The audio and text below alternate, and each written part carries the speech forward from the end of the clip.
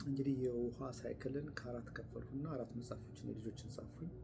አራቱን ጽፌ እንደጨረስኩኝ የዓለም ንድፍ ታየኝ። የዓለም ንድፍ ደግሞ እንደገና በዚህ መጽሐፍ ጻፍኩት። አሁን የዓለምን ንድፍ ስል ዲያስፖራው እንዴት ሊረዳው ይችላል?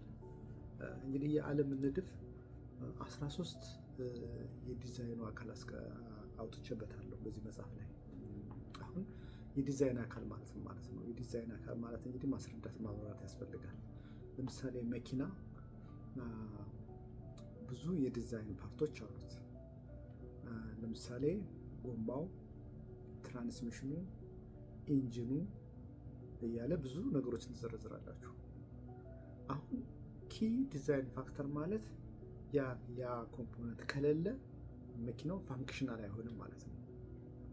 አክሰሰሪ ዲዛይን ፋክተሪ ማለት ግን ያ ነገር ባይኖርም መኪናው ፋንክሽናል ያደርጋል ማለት ነው። ለምሳሌ በሩ ባይኖር መኪናው መሄድ ይችላል። ጎማው ባይኖር መሄድ አይችልም። ስለዚህ ኪ የዲዛይን ፋክተር ማለት ስራውን እንዳይሰራ የማያደርግ የግዴታ ያ ነገር መካተት ያለበት ማለት ነው። ዓለምንም 13 ኪ የሆኑ ዲዛይን ፋክተሮችን ለየችለታል። የተወሰኑትን ልጥቀስና ቀሪውን እንግዲህ በሰፊው በምናደርገው ኮንፈረንስ ወደፊት እንግዲህ ኮንፈረንስ እያሰቡ ነው። የሚገፋፋኝ አካልና የሚተባበር በተለይ በአርት ውስጥ ያሉ ሰዎች ካሉ ደግሞ የምንነጋገርበት ጉዳይ ይሆናል። የተወሰኑትን ዲዛይን ፋክተሮች ለመጥቀስ እንሞክር። እንግዲህ በመጽሐፍ ቅዱስ ተጠቅሷል። ፈጣሪ ውሃን፣ ምድርን፣ ፀሐይን ፈጠረ እያለ የተዘረዘረ የምናውቀው ነገር ነው። ግን እዛ ውስጥ ጠለቅ ብለን ገባ ብለን ማየት እና መረዳት ያስፈልገናል። ስንረዳው እናስተዳድረዋለን።